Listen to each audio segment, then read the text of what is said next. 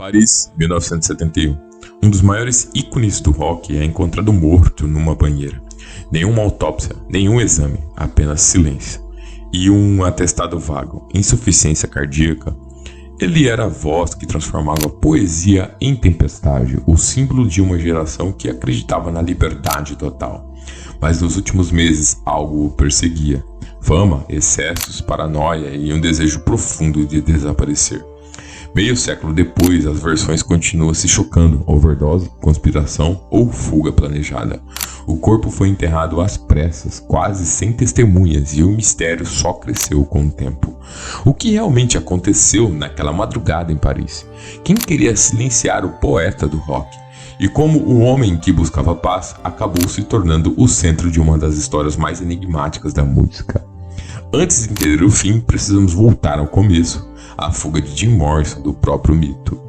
No início de 1971, Jim Morrison estava exausto. O julgamento por overdose em Miami, os constantes conflitos com a imprensa e a pressão da fama o haviam levado ao limite. "Eu quero desaparecer", teria dito a amigos próximos. Com Pamela Curson, sua companheira desde os tempos de Los Angeles, embarcou rumo a Paris em busca de anonimato. Instalou-se no bairro Ramirez, um refúgio de artistas e poetas. Ele passava os dias escrevendo, caminhando pela cena e anotando versos que misturavam existencialismo e solidão.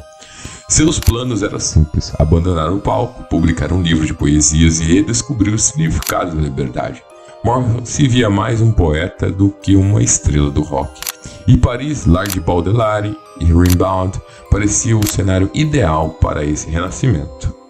Mas havia sombras por trás dessa busca por paz. Amigos notaram que o cantor ainda lutava contra o alcoolismo e o cansaço emocional. Ele parecia tranquilo por fora, mas por dentro era um vulcão prestes a explodir, disse um conhecido da época. O contraste era evidente. Enquanto o mundo o via como um deus do rock, ele se via como um homem tentando escapar da própria lenda. Como um ícone moderno, Morrison voava próximo demais ao sol da própria fama.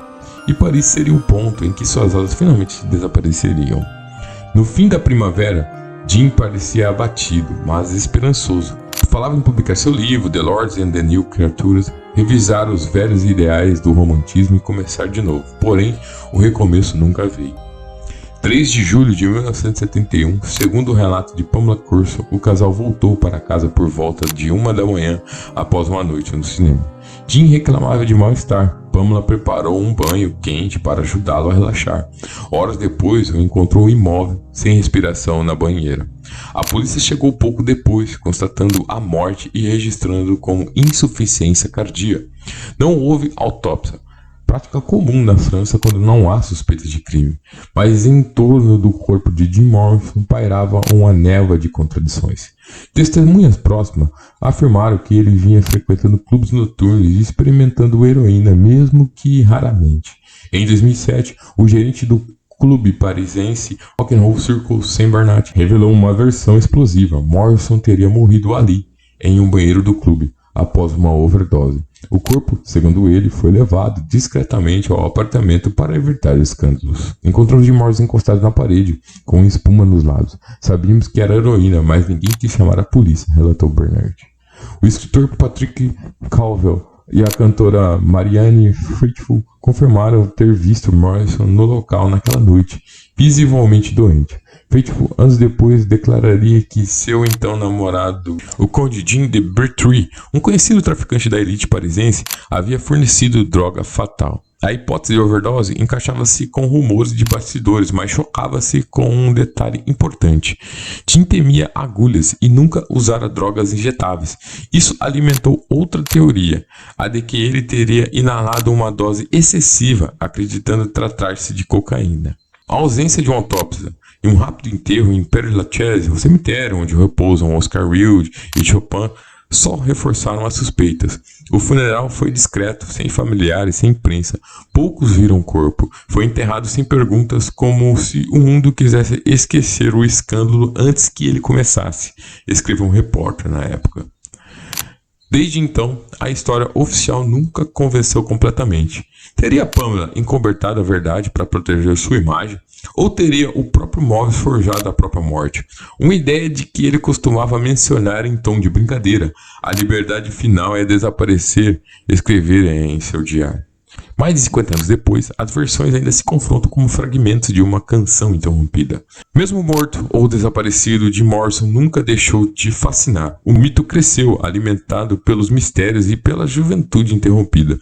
Seu nome passou a figurar entre os astros do chamado Clube dos 27, ao lado de Jimi Hendrix, Janis Joplin, décadas depois Kurt Cobain.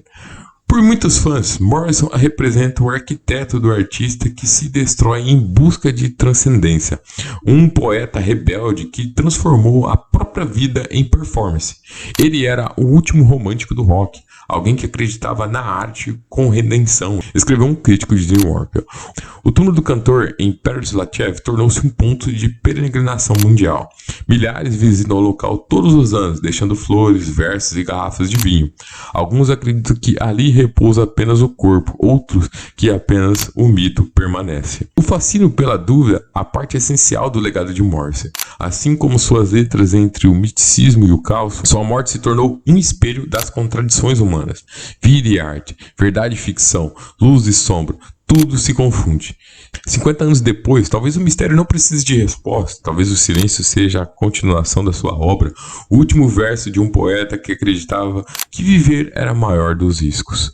Jim Morrison partiu precoce, mas permanece presente nas vozes, nas paredes grafitadas, os ecos de Riders on the Storm, e a pergunta final ainda paira no ar, como um som distante de um órgão do Doors. Jim Morrison morreu ou apenas se libertou?